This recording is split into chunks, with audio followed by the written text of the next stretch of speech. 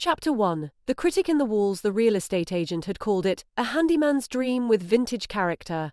Sophie called it what it was, a wreck, but it was her wreck. Sophie dropped her heavy ring of keys onto the kitchen island, sending a cloud of drywall dust puffing into the air. Loft 4B.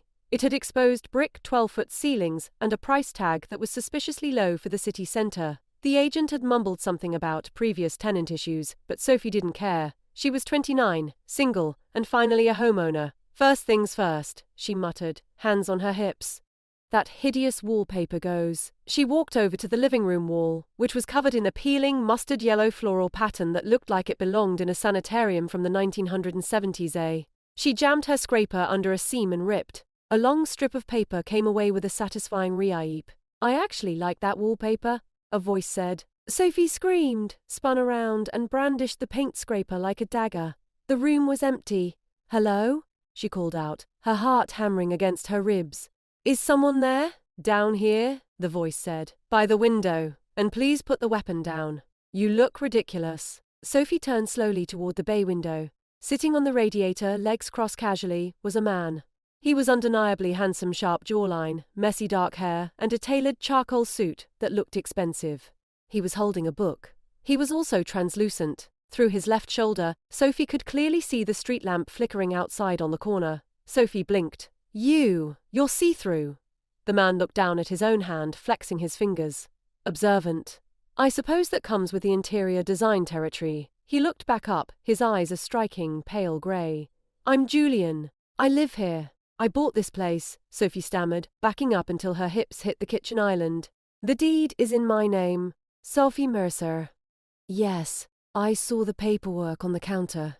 Terrible signature, by the way. Very loopy." Julian stood up and literally floated across the room to inspect the wall she had just scraped. "And for the record, this wallpaper is vintage.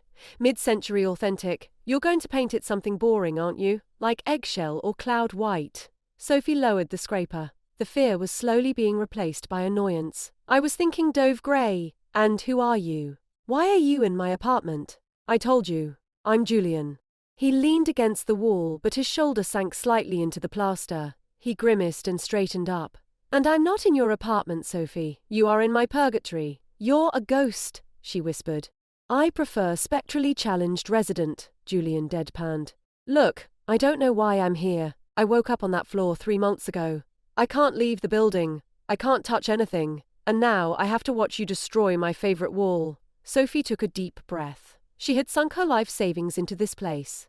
She had a 30-year mortgage. She was not going to let a sarcastic apparition chase her out. "Listen, Casper," she snapped. "I don't care if you're stuck here. This is my house.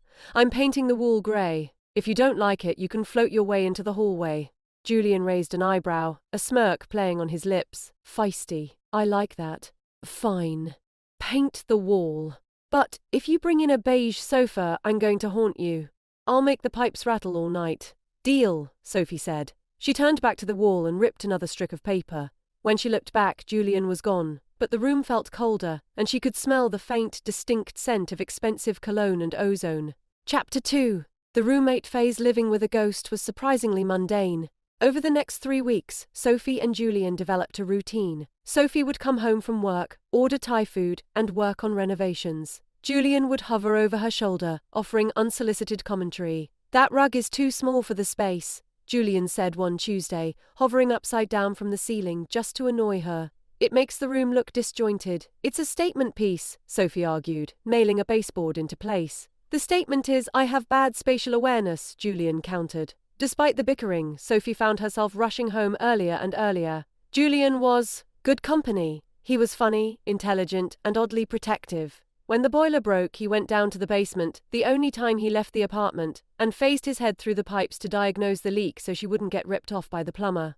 One rainy Friday night, they were watching a movie. Sophie sat on the couch with a bowl of popcorn. Julian sat on the air next to her, flickering slightly with the static of the TV. "I miss popcorn," Julian said softly.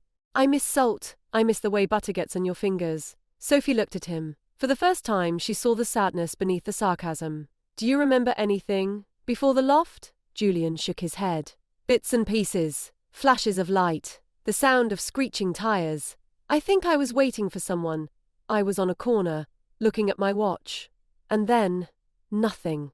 Just this room. Sophie reached out instinctively to touch his hand. Her fingers passed straight through his skin. It felt like dipping her hand into ice water.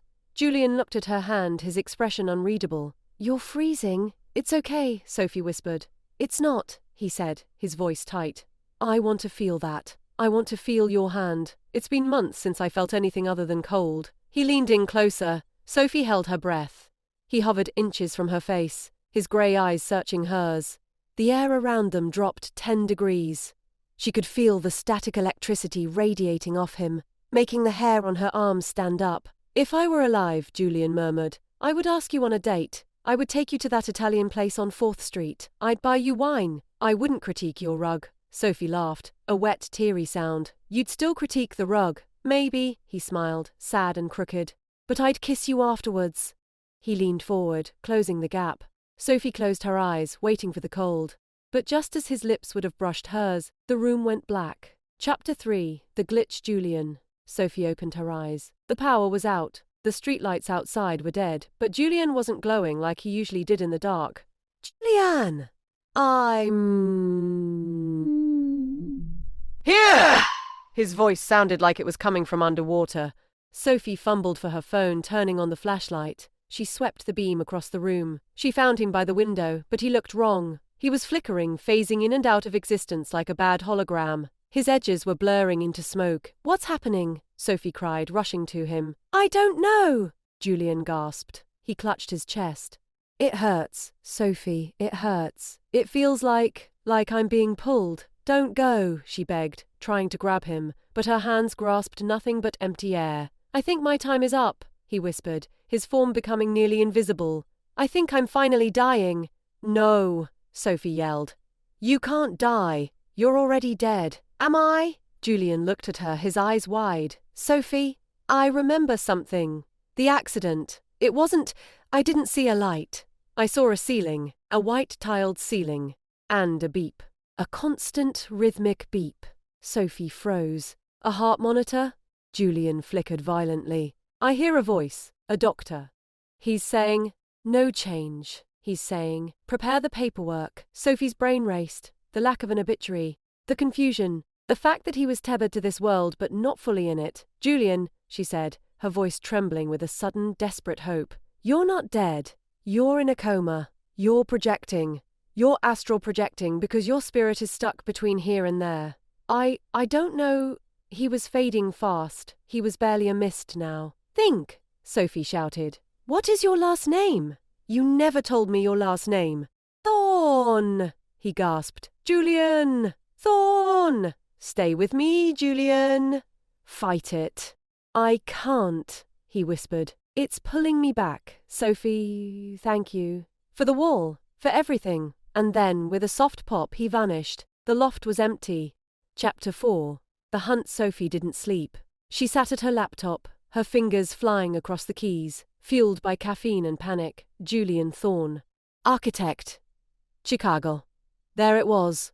A news article from 4 months ago. Rising star architect struck by taxi on Magnificent Mile. Remains in critical condition. She clicked the link. Her heart stopped. There was a photo of him solid, alive, smiling at a gala. He looked arrogant and beautiful. The article said he was being treated at St. Jude's Hospital, only 3 miles away, but the date on the article was old. She searched for updates. She found a blog post from yesterday. Family of Julian Thorn to make difficult decision regarding life support this weekend. This weekend, Sophie checked the date. That's today. Saturday. She grabbed her coat and ran. The cab ride felt like an eternity. Sophie stared out the window, praying. If the plug was pulled, the tether would snap. He would be gone forever, not just from her loft, but from the world. She sprinted into the lobby of St. Jude's. "I need to see Julian Thorn," she told the receptionist, breathless. "Are you family?" the woman asked, not looking up. "I'm his fiancée," Sophie lied without hesitation. "Room 402. ICU. ICU. 4th floor." Sophie ran for the elevators. She tapped her foot impatiently as the numbers climbed. Ding! She rushed down the sterile white hallway. Room 402 was at the end. She could see people standing outside the glass doorway, weeping older woman, a man in a suit, the family. Sophie slowed down. She couldn't just barge in. They would throw her out. She crept closer to the window. Inside, lying on the bed, was Julian. He looked smaller than he did as a ghost. Pale, still, hooked up to a dozen machines. The ventilator was hissing a rhythmic, mechanical breath. A doctor was standing by the bed, hand on a switch. "It's time, Mrs. Thorne," the doctor said softly. The older woman nodded, sobbing. Sophie threw the door open. "Stop!" The room went silent. Everyone stared at her. "Who are you?" the man in the suit demanded. I'm a friend," Sophie panted, walking toward the bed. "Please, don't turn it off. He's in there. I know he's in there. He has been brain dead for 4 months, miss," the doctor said gently. "He has shown no response to stimuli." "He responded to me," Sophie said, her voice breaking. She walked to the side of the bed. She looked down at Julian's face. It was the face she had fallen in love with over paint swatches and bad movies. "He's not brain dead," she whispered. "He's just stuck. He's lost." "Security," the man in the suit said. "Julian," Sophie said, ignoring them. She grabbed his hand. It was warm, flesh and bone. But it was limp. "Julian, it's Sophie. I'm here. I painted the wall grey. It looks terrible, you were right. It's boring." The monitor beeped steadily. "Beep, beep, beep, beep." "Blaz," she squeezed his hand. "Come back to the loft. I'll let you buy the beige sofa. I promise." 2 security guards appeared at the door. "Miss, you need to come with us." "Julian," Sophie screamed, leaning down. She pressed her lips to his ear. "Loft 4B. You asked me for a date. You owe me that date." The guard grabbed Sophie's arm. "Let's go, ma'am." They dragged her away from the bed. Sophie watched helplessly as the doctor turned back to the machine. He reached for the switch. "Beep, beep." The doctor flicked the switch. The ventilator stopped hissing. The silence in the room was absolute. Sophie stopped fighting the guards. She slumped, tears streaming down her face. She was too late. Beep. The heart monitor spiked. Everyone froze. Beep, beep, beep. The rhythm was faster, stronger. On the bed, Julian's chest heaved on its own. He took a jagged, gasping breath of air. His eyelids fluttered. And then, slowly, agonizingly, they opened. They were pale grey. He blinked, looking up at the ceiling, confused. Then, he turned his head weakly to the side. He saw the crying woman. He saw the doctor. And then he saw Sophie held by the guards in the doorway. A faint, crooked smile touched his lips. "Dove!" Grey, he rasped, his voice barely a whisper. "I told you. It was a bad choice." Chapter 5. The housewarming 6 months later. The loft looked different. The yellow wallpaper was gone, replaced by a deep, rich navy blue, dramatic, Julian had called it, acceptable. Sophie stood in the kitchen, stirring a pot of risotto. The front door opened. Julian walked in. He was using a cane, and he moved with a slight limp. Muscles took a long time to rebuild after a coma, but he was solid. He was healthy. He dropped his keys on the island. He walked up behind Sophie, wrapping his arms around her waist. He buried his face in her neck. "Smells good," he murmured.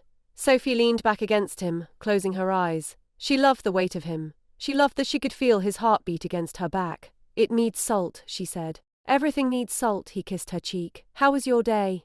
"Good." The client hated the rug. "Smart client," Julian teased. He turned her around. He didn't hover this time. He didn't flicker. He looked at her with those intense grey eyes that had once watched her from the shadows. "I have a surprise for you," he said. "Oh no. Did you buy another antique lamp? Better." He reached into his pocket and pulled out a small velvet box. Sophie's breath hitched. "Julian, I spent 4 months watching you," he said softly. "I saw you when you were angry, when you were tired, when you were dancing in the kitchen to terrible 80s pop music. I fell in love with you when I didn't even have a heart to beat for you." He opened the box. It wasn't a ring. It was a key, a brand new shiny gold key to Loft 4B. "I moved in officially today," he said. "My name is on the deed now, next to yours." Sophie smiled, tears pricking her eyes. "So, you're stuck with me." "I've been stuck with you since the day you walked in with that paint scraper," he grinned. "And I have no intention of leaving." He leaned down and kissed her. It wasn't cold. It was warm and lingering and tasted like life. "Now," he whispered against her lips, "about that beige sofa." "Don't push your luck, Casper," she laughed.